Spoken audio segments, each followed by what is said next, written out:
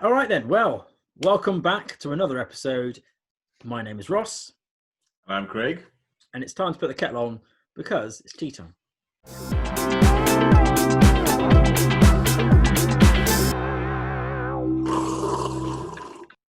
Right. Well, let's crack on with the news, I guess. I don't have an awful lot of news for you today because I was possibly focusing too much on the feature later on. But here's what I found. Well, first of all, something that given that I discussed Plant First a little while ago, something that I wanted to highlight to people's attention for those that have shone away from McDonald's. You now have a reason to go back because Beyond Burger may be coming to a McDonald's near you. Those £2.50 a piece burgers that you can get from Tesco's, or less if you find them in the juice section like I did last week. Are now going to be on the menu. So that's nice, isn't it? And for those of you interested in shares, another good one. Not advice, but obviously since that got announced, they've gone slightly upward. So it's a little bit late for that advice. Yeah, don't get in now. Well, no, but I mean, is it too late? I mean, like, yes, they've got McDonald's, but they'll have other places. This keeps happening. They keep having new announcements every month or two about how they're now partnering with whoever, Walmart or whatever. So they'll keep doing it, and ultimately, what it comes down to isn't just the announcement, but the sales figures that they produce at the end of each quarter. And if they hit the sales figures, then it'll go up again. So not too late. I mean, people have been trying to get in Amazon for years, thinking it's too late. Every year it's too late, and every year it jumps up by another 20%. And they're like, should I go in? There's only one time to get in, and it's now. Yeah. That's my advice for the day. I haven't seen it yet, but I have heard, or it's been on the old news circle, that there was a Top Gear episode. Have you managed to see it? I don't have a TV license, so I haven't seen it. But apparently, they put the Tesla Model 3 up against the BMW 3 Series and a Volvo. I haven't seen this, but I have heard about it. Classic Top Gear pointless test. What I've read is there was a 24-hour test, which has a suspicious sort of like, how can we highlight the fact that it's an electric car? I know, let's make the test 24 hours for some bizarre reason, because that's how you normally drive your car. You drive it for a 24-hour period. So they had a track race. They had some sort of in the car park, like an inward garage race or something. Basically the BMW was best on track, and the Model 3 was best in the car park. I'm guessing the acceleration was the key part there, and the Volvo was third. But there you go. So Top Gear have given their, I think they've done one once before with Jeremy Clarkson, so they thought they'd revisit it. And once again, it's probably going to be, I shouldn't judge, but if you've seen it, let me know what you think of it. I'm curious to know whether they've gone pro electric cars or whether they've stuck with their old, let's just diss it, it's electric. It was the only electric car in the three. I don't know why. Talking of Volvo, did you hear that other news of their sister company, Polestar? Yeah. And you hear what they did about the software glitches. Oh yeah, they had to what's the word? Recall all the cars. Yeah. I mean, seriously, I don't understand how you can get to the position where you've got software on a car and you haven't got it so that you can send it out over the, it doesn't update itself. No, but I mean, the software glitch apparently was very dangerous in the fact that it was stopping the car at high speeds. So very serious. So they had to recall 2,200 vehicles, I believe. So yeah, but that's just silly. It's a software error. Just send an update, patch it. Why are we? Sorry, Sorry, could you bring it back in? Yes, over-the-air updates, a very obvious feature that any modern car should have, or any modern thing in total. They should be shipped with the bare bones basics, and everything else should be built on top. Exactly, absolutely nothing. You could turn it on, and then it goes, right, what's your name? Blah blah blah, whatever. You set up the setup information, and then it downloads everything it needs. Yeah, obvious, really. Silly Polestar.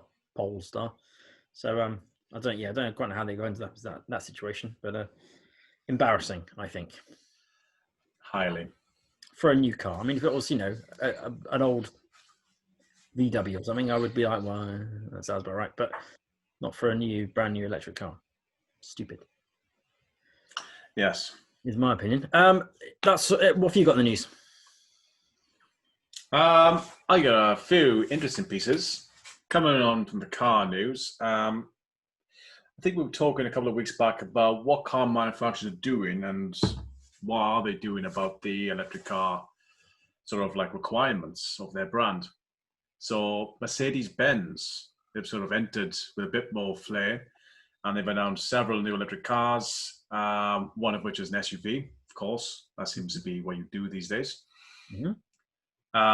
But yeah, they launched last year with the first electric car they had, which was an EQC, which is the first SUV they produced. But yeah, kind of a start. Nobody really cared that much. So they've started again basically. Now they've got an EQA, so they've changed one letter, and they're now going to launch several new cars. And they're eventually going to launch a luxury sedan version, potentially similar strategy to what Tesla's doing, except they're boasting an all brand new electrical architecture. What that is, don't know. Why is that boasting? I mean, well, so I suppose they're saying what we launched last year. Don't worry about that. We started again. Well, these ones will be good. There was there's a guy who does was it Rob Mao or something like that, Tesla Daily, and he was talking about Mercedes and what they've announced. And it seems like one of the things that they mentioned was the fact that this car is so good and flexible. We can still put a petrol engine in the front if we need to. So that's good. And also so they're going for the high end mostly, it seems, which makes sense. And Rob said the same thing, that because Tesla don't seem to be bothered about that particularly. They're trying to get to the point where it's like mass produced cars which are look good and all that sort of stuff, but they're not luxury. They're not like, it's all quite minimalist. It's not sort of I don't know, leather knobs on your gear stick or whatever. Not the new one anymore, but interestingly, in their marketing material, they talked about how their focus was going to be on. It's going to blow you away. A focus on profitability. Yeah. Oh wow! Yeah. Revolutionary. Yeah, I know. I don't think any car manufacturer in the history of every single one has ever always focused on profitability. Why would that be? You're in a situation where you're needing to produce electric cars because you're behind on the leader of the group, and everyone else is doing the same thing, and that's your focus, is that you should focus on profitability. Kind of seems like it's the wrong way, unless it's maybe a bit of a dig at Tesla that only recently have they become profitable. It's kind of if it's a dig, we're gonna do Tesla, except we're gonna be profitable first. It's like, okay. Don't think I've got to catch up that way. I don't know. I mean, why would you buy a car from a manufacturer if you'd seen that? Yeah, good point. Your focus was going to be on customer satisfaction, or your focus is on yeah, sure, it's probably sent out to the shareholders. But if you ever saw that and you go, so your focus is on make as much money as possible, not safety, not autonomy, not efficiency, range, not being the best, electric technology. Nothing. Just profit. I mean, honesty. I mean, at least they're honest. Uh, But anyway, moving on from cars, since we're not Top Gear. Another piece of nice news this week was the long-awaited fusion reactor. So, have you heard about these things before? This isn't the first one. These things have been invented before. The problem is they're extremely difficult to create, construct, and contain.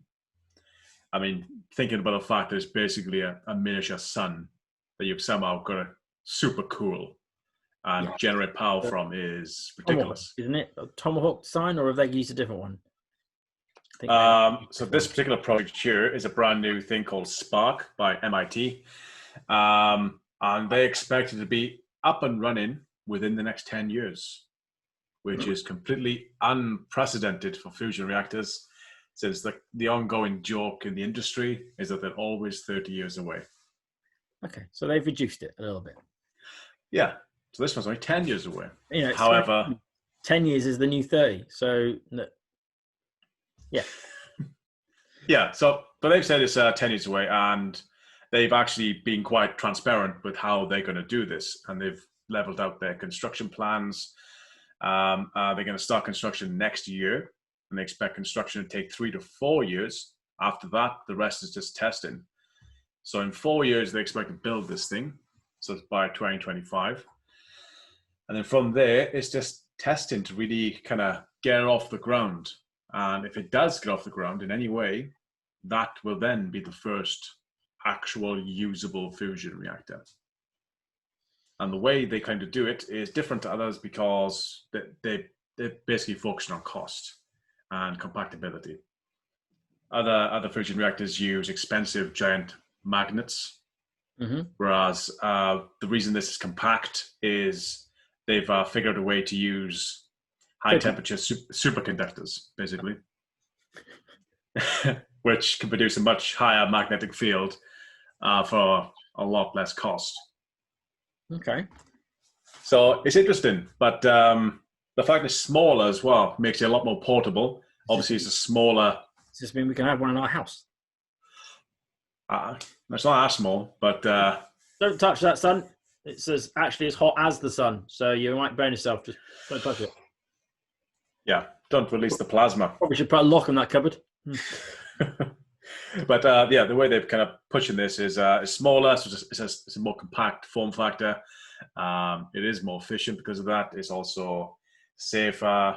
It contains obviously a smaller amount of plasma, so it's less issues as such.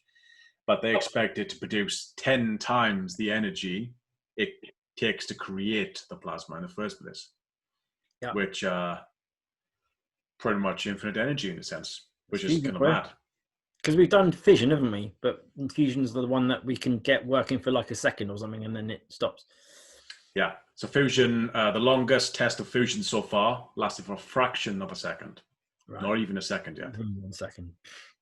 It's kind of like, beep, oh, cool. Well, the maths work. Let's pick up the rest. In some circles, we call that an anticlimax, but I mean, that fraction of a second probably would have been a significant amount of electricity generators. So if you just turn it on once a day, probably definitely power your house. Did you catch it? No, sorry, I forgot to turn it on. Got to turn the battery on. Right. Yeah, I mean, so down, whatever to get that to work.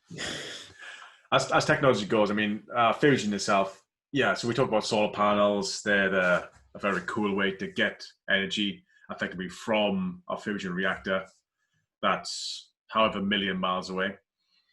So if we can just generate that ourselves, I mean, that's pretty cool. So it'd be very interesting to see these type of things come about. And if they are true, in 4 to 5 years, we expect to see this thing.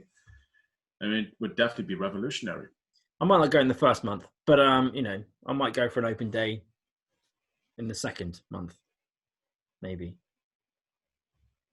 I'd like to see a nuclear fusion reactor work. It'd be nice. Just, I just don't want to get blown. But no, it's pretty cool. I mean, if we can harness the sun by making our own one, awesome. Yeah. And in terms of blowing up, this is smaller and it's in Massachusetts. So chance of affecting us, quite slim. Oh, okay, good. That sounds a good shout. Another piece of good news, UK based. The UK's first home built by a robotic bricklayer. Have you seen this one? No, I haven't. I'm not. I've got it pretty much. I've seen. Well, I've seen a 3D printed house before, not a brick house, but you know, one that's basically squirted out and it looked terrible. But yeah. So yeah. Yeah, the full prefabs, they already exist. The prefabricated houses, which can be just basically 3D printed, as you say. So this is a full robotic block and bricklayer. Also applies the cement. So this is actually building a traditional house, brick by brick. And it took them 4 years to make this thing. But the details. So it's a Pocklington, which is a place in Yorkshire-based construction automation company. And it's the first of its kind. It's built the first house of its kind, even with rounded corners, and it's done the entire house without stopping. It used 10,000 bricks and took 2 weeks.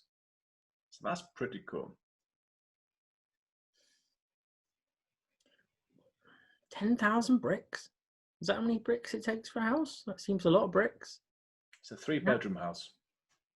It's a proper full-size detached house. Yeah. And it took 3 to 4 weeks. It took 2 weeks. Oh, 2 weeks. Constantly. This thing didn't stop. That almost seems too long if it's not stopping. I mean, how slow is it? Oh, it's the first of its kind. I mean, it's like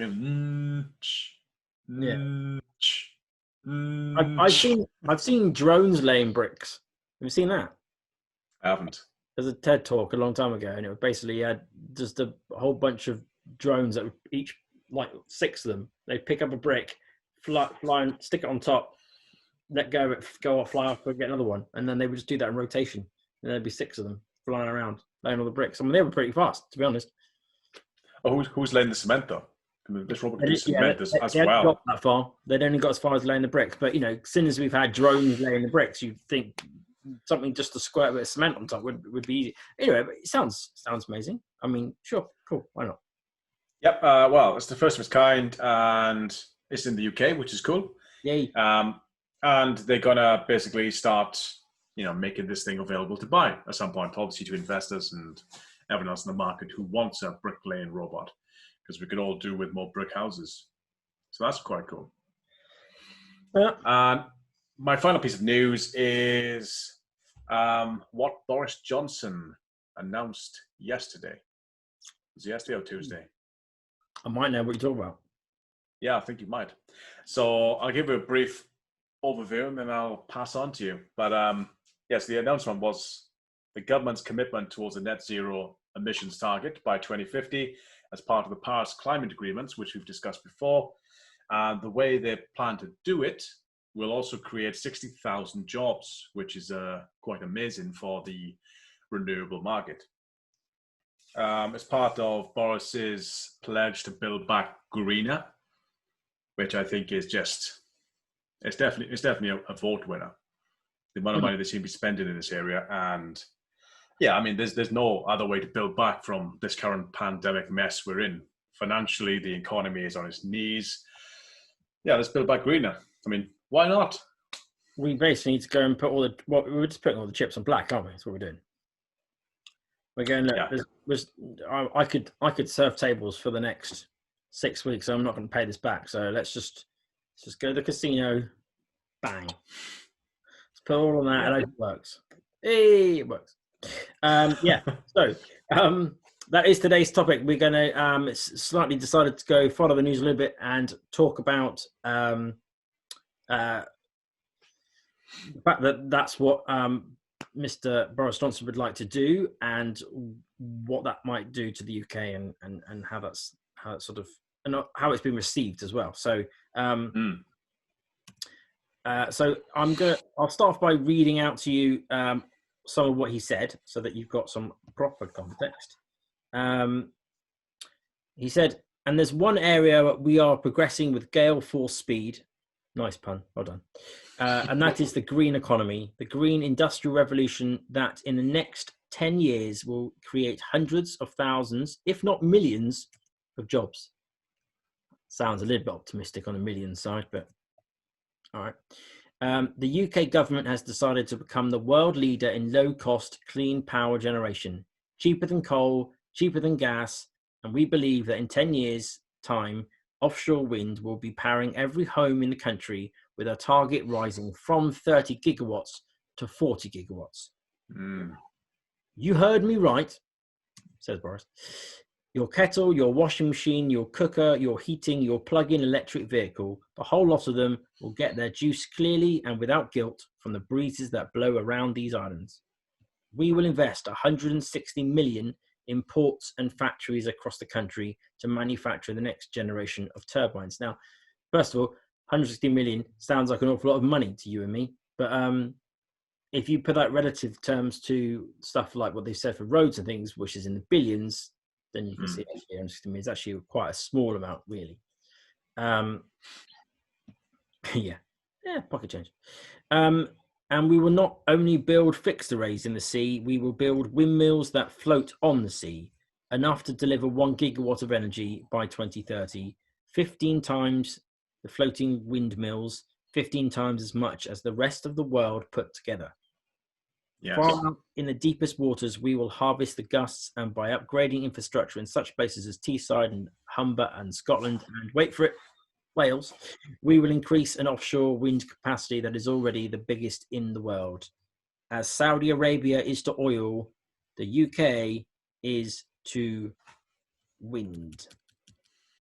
A place of almost limitless resource, but in case of wind, without the carbon emissions, without the damage to the environment, is what he said. He went on a bit longer about other things which are related, but not quite as interesting. But yes, that's his general all-in red, black, whatever it is, on wind. I mean, all that sort of stuff. I love it. I mean, it makes absolute sense. Well, I mean, on the face of it, it sounds pretty good to me too. So I went looking for what other people thought of it. And firstly, all I found was must have been 15 or 20 quotes from various different renewable energy companies and power companies, and they're all saying, "Oh, we love this. This is great." There was nothing negative to be said about anything that they said or that Boris was going for. All round, yeah. This is going to be great. It's very needed, but there was an element of going. They were like, it's the sort of thing you can't say. Sounds like a rubbish idea if you happen to be the leader of any sort of renewable or energy business, doesn't it? So yeah, no one put a foot out, and they didn't complain. So that could be a good thing. But then I found this other YouTube channel called the For Britain Movement, and they did not think it was a brilliant idea. So I thought it would be interesting to look at the counter arguments that they came up with and talk about those. So first of all, they disagree. I think Boris has lost his mind.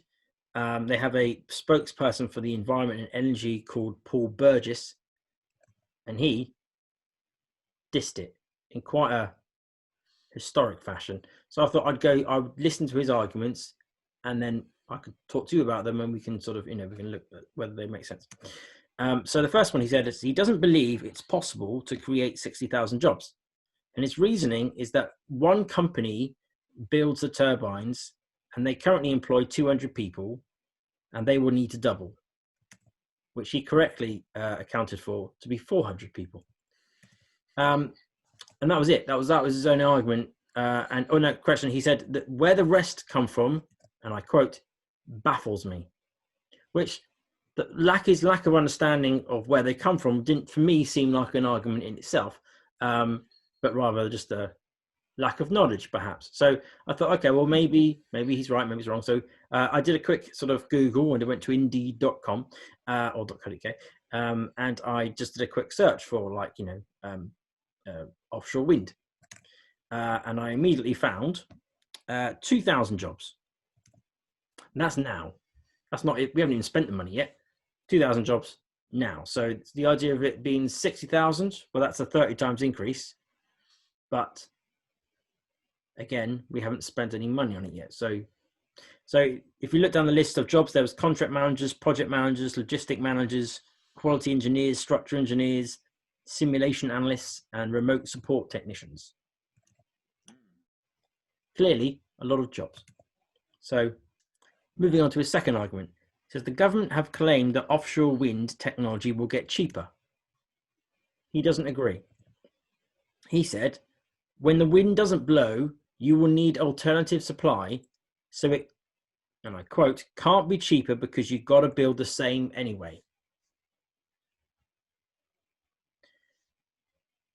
So I think his argument is that obviously wind is not a constant thing, although even that, I'm not on land. I know it's a bit more choppy, but out in the sea, I think you'll probably find it blows all the time. Whether it blows enough for it to be, I guess there might be points when the turbine has to have a minimum amount, but presumably, anyway, his point is that it's not constant, and that because it's not constant, you would have to make a megawatt. For every megawatt you have of wind, you'd also have a megawatt of something else.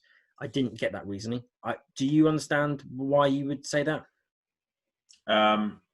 I think it's a very rudimental argument of saying when the wind stops, everything else stops too. I think he's forgetting about the whole battery storage technology in between that. That's what I thought. So I've written a couple of issues here. So first of all, going back to the thing about getting cheaper, in an article published by ScienceDaily.com back in July of this year, they said the cost of the bids to build wind farms had dropped 30% in 2 years. In like from 2019 back to 2017, the cost had dropped by 30%. So it's already dropped once. So presumably, if it can drop once, it can drop again. And we all know that solar's been dropping every year.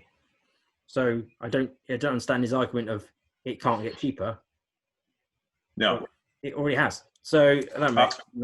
But before that point as well, going back a couple of episodes as well, we talked about Octopus Energy, who were giving energy away. Oh, and that was primarily. No? Don't jump ahead. I'm coming to them in a minute. Okay. Back it up. All right. So I will come back to that. Right. Yeah. And then I'm sorry, actually, that you've already said this, but as for needing to make another megawatt somewhere else, well, we invented batteries. And also, the government has talked about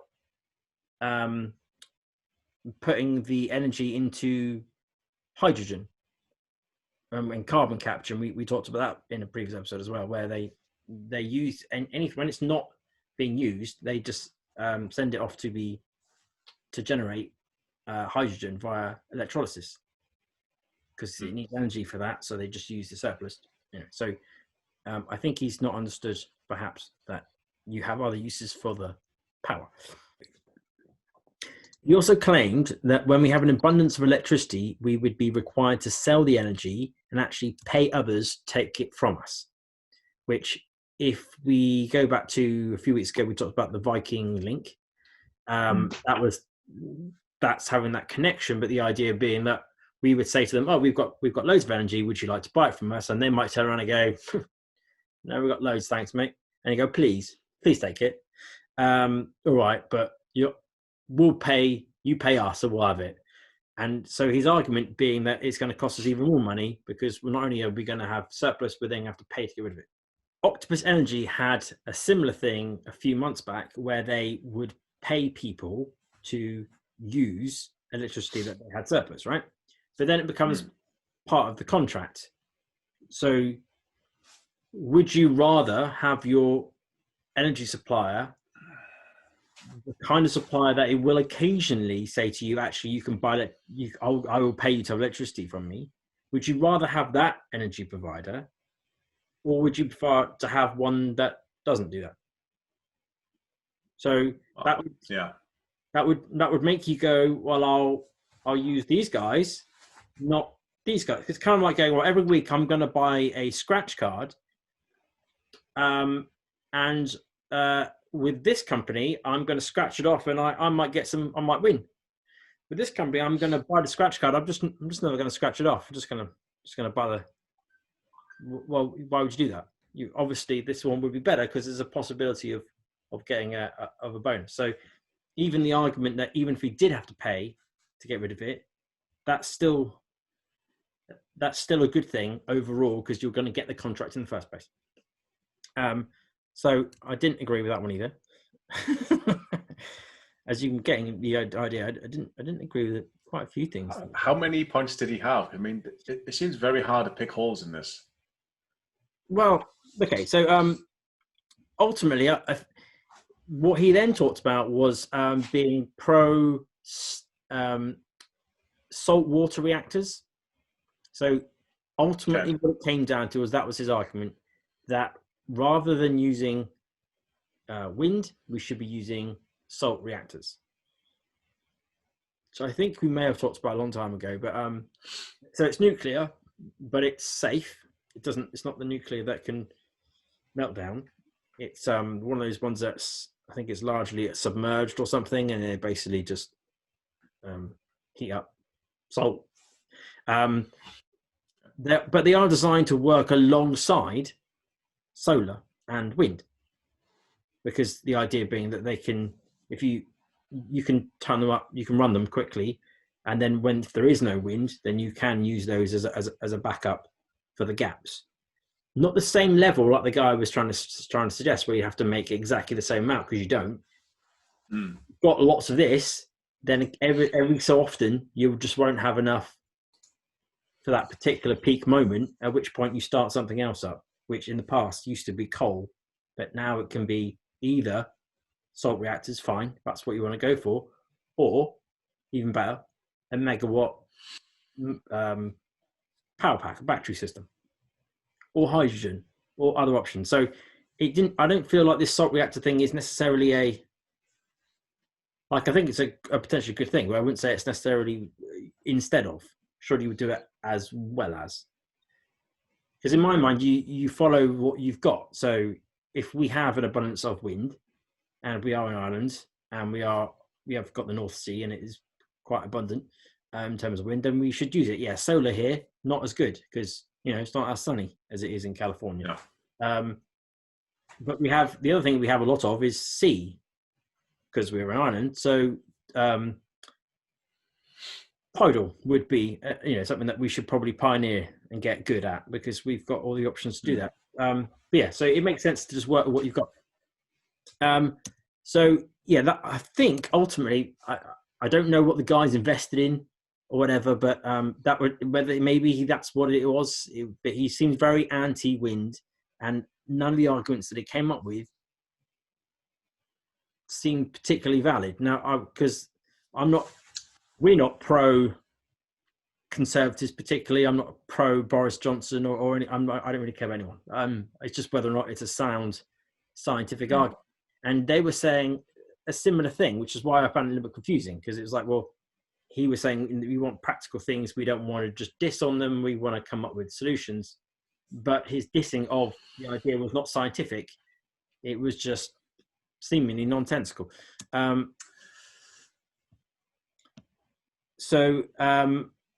But the what really confused me was he was also kind of against solar.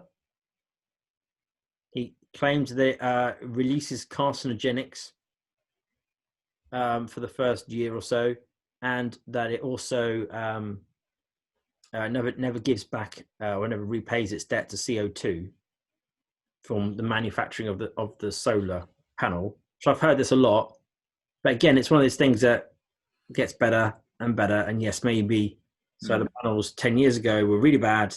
Solar panels now are better. Solar panels 10 years from now will probably have all entirely renewable materials. So it's like it's the argument that keeps coming up, where people go, I'm gonna judge this technology by how it is right now. I'm gonna say let's use the stuff that we've had 100 years to improve on, and we've got as best as it can be, and it's still bad. Let's use that as opposed to the thing we've just invented 5 years ago, 10 years ago, and we haven't developed yet.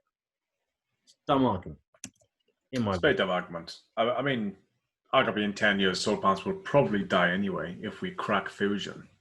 I mean, there's the hope. Well, yes, it's a possibility. Well, yeah, I guess so. I mean, it's always seems like a good idea to use it if we. I don't think solar will die ever, even if we have fusion. There's got to be a cost thing. That's the other thing. His salt reactors. That's going to say a good point. They don't. I think they cost. I think I looked it up. It was something like 8 million or something, and it takes like 4 or 5 years to build one. So, so Boris has given, what was it, 160 million? Yes. So not a lot of money. No. But how many wind turbines can that buy? How much is a wind turbine? Well, Half a million? Million? He's not trying to fund the. No. He's just trying to kickstart the infrastructure. Exactly. So the idea is that the private equities he's trying to make it so that it's worth their while. So they'll do that by guaranteeing a certain rate of electricity or something like that. So that the companies go, it's worth me spending money. Even the wonderful BP, I said even the wonderful, even BP, who, notoriously bad from the old days, who are now thinking of switching. And I read an article today by some Russian guy who was criticizing companies that are trying to switch, saying it's going to cause all sorts of trouble somewhere else. Clearly, they have an oil focus and they don't want these other companies to abandon oil because it helps them in some way. 160 million to kickstart a technology versus 8 million or whatever it was to create. I should probably find out that exact number because otherwise I'm, spouting out complete rubbish. It cost $800 million. $800 million, and it takes 4 years to build one. So, I mean, they might be amazing, but it's not comparable to 160 million to kickstart something that you're hoping that. And maybe that's not enough. I don't know, but we're still talking 800 million. It's not the same. No. What type of power output does this thing achieve? So if I spend, almost $1 billion, what would I expect from that? Well, I struggled a little bit with the because ultimately you have to come down to the cost per megawatt, and it seemed to be for electricity. It seemed to be comparable to that of wind, but for heat, I think it's a lot more efficient, but still not as efficient as in terms of output, not necessarily input of natural gas. But obviously, with the different carbon footprint on that. But I mean, that sounds like that's going to go a lot longer to pay off his carbon footprint if he's worried about solar. And that thing just sitting in the ocean, I don't know, heating up the area. Don't know. Seems like there's other problems. Yeah. So but to be fair to them, there was 2 arguments which they raised as against wind, which I have no argument for or have no counter thing. And the first one being the issue of killing birds. Now, I still can't quite get a clear, unbiased view on this one as to whether or not, because some say it kills hundreds of thousands of birds. Then you can read another article where it says, yes, it kills lots of birds, but domestic cats kill more. I mean, I would hope, and my concern would be that because people, there's going to probably be a particular section of the North Sea that they're interested in. Has anyone considered the migration of certain species of birds? Is it literally in their path, and we're just going to find it? We're just going to trash out whole particular species. Obviously, they're just going to fall in the water, so no one's going to notice. We're not going to have these pictures of dead birds on the ground. Wow. Of a wind I assume there's a guy who has to clean the blades every now and then. He's going to know.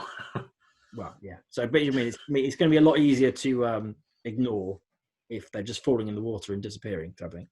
Yeah.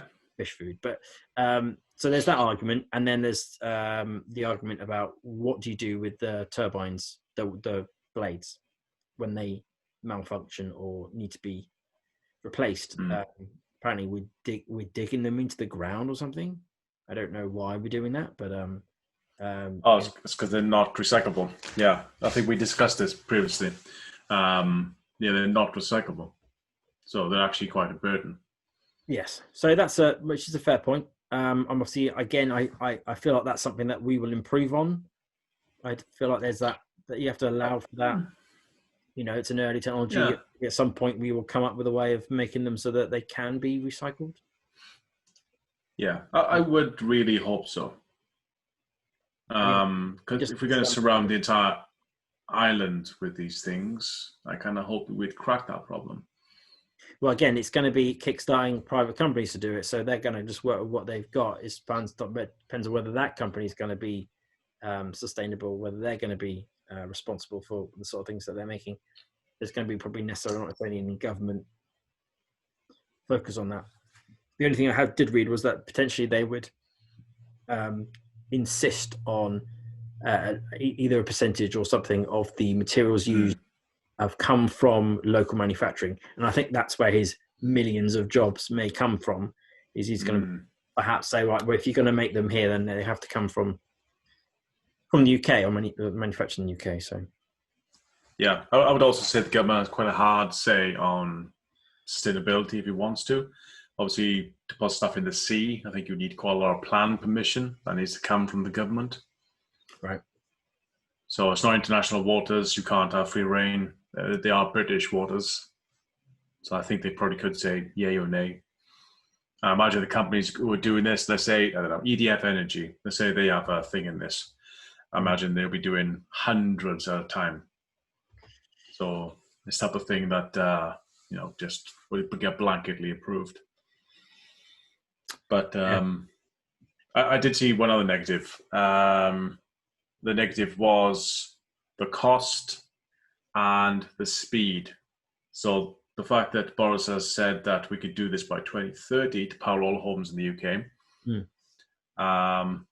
There's a think group called Renewables, I believe. Renewables something. And they said that it would cost roughly 50 billion. Yeah. And would mean making a wind turbine every single week in between now and then for that to be true. Right. Yes. So it's a big ask. Obviously, we don't have that production capability right now, all the money. So is 160 million enough? Do you think that's a bit of a small pledge for a big, ambitious project? Quite possibly, but then it's nothing to say that there isn't going to be more later. It's just trying to kickstart it, and they're trying to get things moving. So they only need to put up enough to make this and think it's viable. And then, if they allow more funding later on, perhaps they won't. Perhaps they'll. What we would imagine they would do. I was in okay, but 160 million. Let's get the companies starting to move on it, and then I'm gonna have a separate 300, 500 billion. Not billion, million, pot of money to go towards companies who are trying to improve on the efficiency of it, because that way I don't need to make one every week. Now I need to make one every month because I've worked out a way of making it 4 times more efficient. Or I've made it half the price, that sort of stuff.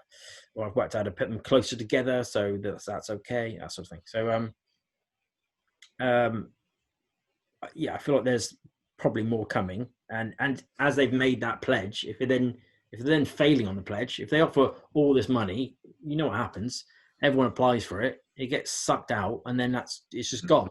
And then people are going to go and judge them, saying, "Oh, well, you spent too much money on it. You should have thought it through more." So I don't know how you get that right, to be honest. But presumably a little bit to start with is probably not a bad idea. No, it's probably the right approach. And yeah, I mean, the amount of money we've spent recently on like furlough, for example, 160 billion is just nothing, really. And as a weird thought, do Do you think there's any legs in moving the onshore wind turbines we already have, put them in the sea? That kind of feels like that would tick a lot of people's boxes on the negatives that typically are visual appeal. So if we just grab all those things, put them in the sea. When you say moving, do you just mean take those ones down and replace them? Not replace them, as in literally take them off the mountains, put them in the North Sea. Yeah, I don't know if it's that simple. I'm not saying it's simple, but it seems simpler than making one. As in, I can see them retiring that one for a more efficient one.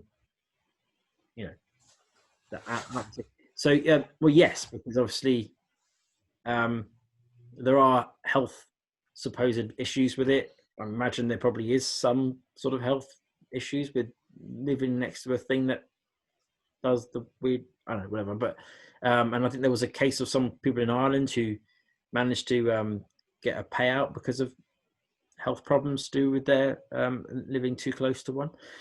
So really, there's been stuff like that before about people have had issues with their ears or something because of it. Whatever. Yeah, obviously getting rid of all that I can see that. Obviously, that's going to be that. No one likes the look of them. They look ugly. It would be nice if there's that bladeless one that nearly made it on the show but didn't because we think it might be rubbish. It'd be nice if there was one.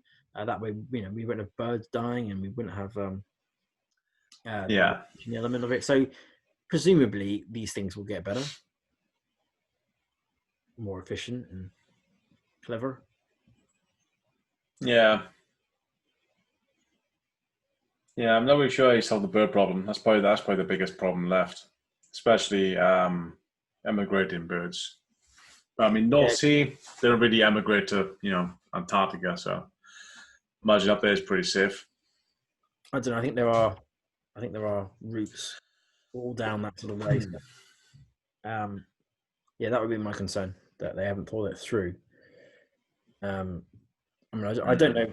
The point is, it's difficult to know what obviously, we don't want to kill any birds, but what are we talking in terms of percentage? Are you saying there's an acceptable loss number? No, I'm not. But I would like to know what it is. I mean, if we're talking about, well, I guess I am some degree. I don't know. 1,000 a week. Nah, it's fine. 2,000.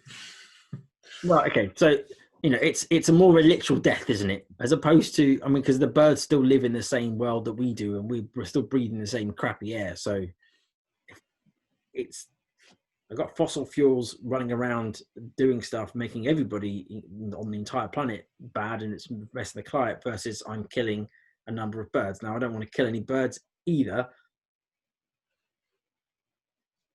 But you have to, what's better? And then, okay, once we got better, let's then make that even better. Like we have seen to have this obsession with we need to have the perfect answer every single time. No, we just need to do better than what we did before. And obviously, we don't want to, the probability of us wiping out the entire bird community of a particular species, then okay, stop, let's have a rethink. But if we're talking about 1% or whatever of the full population in that area, okay, well maybe that's something that we can work towards improving at some point in the near future. Yeah. But in the meantime, we've saved all sorts of lives of lots of other species by not having oil spills in massive tankers, by not having air pollution, by not having all the other stuff. So it's just incremental improvements all we need. Yeah. I mean, I don't know. It's probably one of those things anyway that birds will learn different paths, perhaps. I'm not sure how that works. Like, I don't really understand the whole migration dynamics. Do they follow magnetic signals of some sort? Like, for example, could we have a magnetic sphere that kind of goes around these turbines? They can, they create so much electricity. Could it generate a small electric thing like, don't come near me, you might die? Exactly. So those are things that, again, would be nice if someone was to be making sure that they're looking into that. If we are suddenly finding that we are killing a certain species of bird, is there a sound that we can make? Is there something that we can do to reduce that number down? 'Yes. Incremental improvement. Yeah, looking at you, RSPB. Anyway, so feel free to send in your hate mail for my last comment. But yeah, so that's the topic. That's what's going on. I think overall it feels like it's a positive thing. Again, I've tried to sort of be reasonable about the arguments that have been against it. I mean, maybe he was just having a bad day in terms of making arguments. But that guy's name again, and what was the company? Oh, let's say his name again. That's a good idea. That's good fun. His name is. Thanks for asking the question. That requires me to scroll up. I thought you had bold. It's like, yeah, that guy. Yeah, no. So the name of the guy is Paul Burgess, and he is from the For Britain movement. Yeah, there's a lot of conservative bashing going on in that particular show, but they've got hundreds of thousands of views, so clearly other people share their opinion. But yeah, I mean, he even talking about things that he against. So he's against solar. He's pro fracking. I mean, seems like some odd. It's an odd mix, isn't it? It is, yeah. Like salt water generators and fracking. Again, the salt water, they're safe. They produce clean energy. Yes, they're bloody expensive to make. Yes, they take a long time to make. But I think once you've made them, fine. Absolutely fine. Great idea. But fracking, he seems to be pro-business. Occasionally pro-nature, because he did mention the birds. But then I think his main argument as a conservative himself, or in his mind a true conservative, he believes that the way to make an economy work is by giving it very cheap energy. So that's really his focus. So that obviously fracking enabled cheap energy in America because it gave them access to oil and stuff. So, or natural gas, where it is. So that's his. I think that's his point.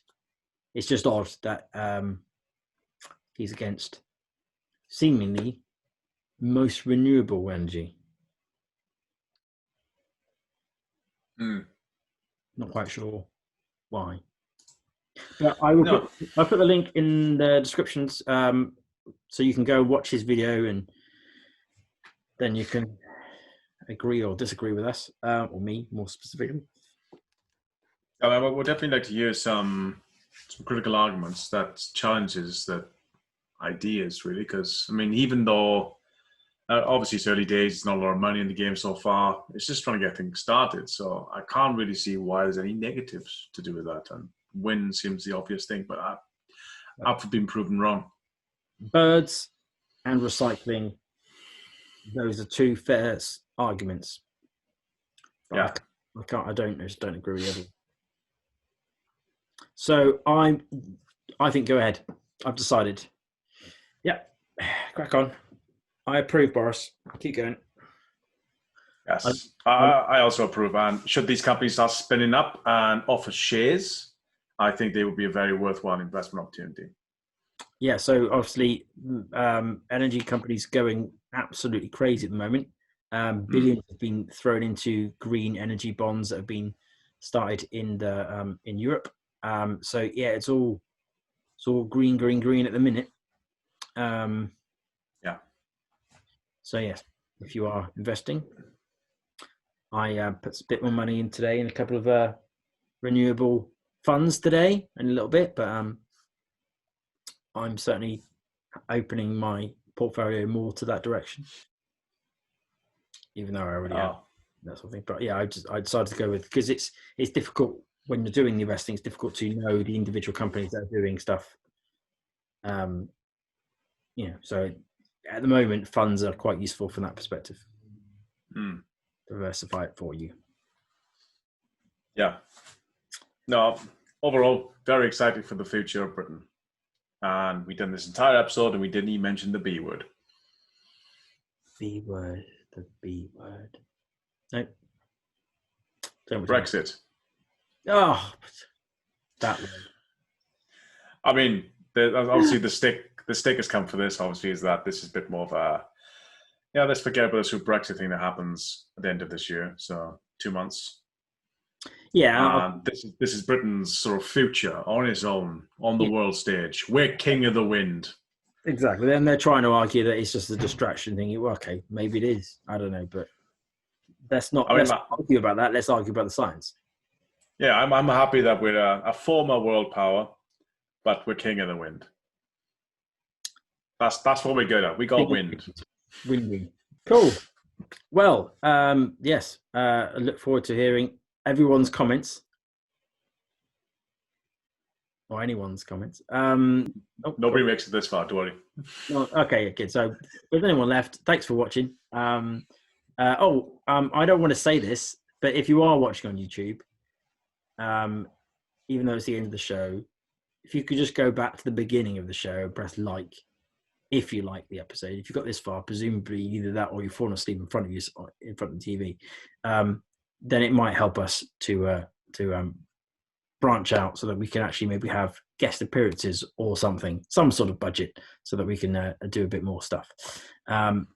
So if you do that, thanks very much. And that's it. So catch you next time. Yeah, thank you. Bye-bye.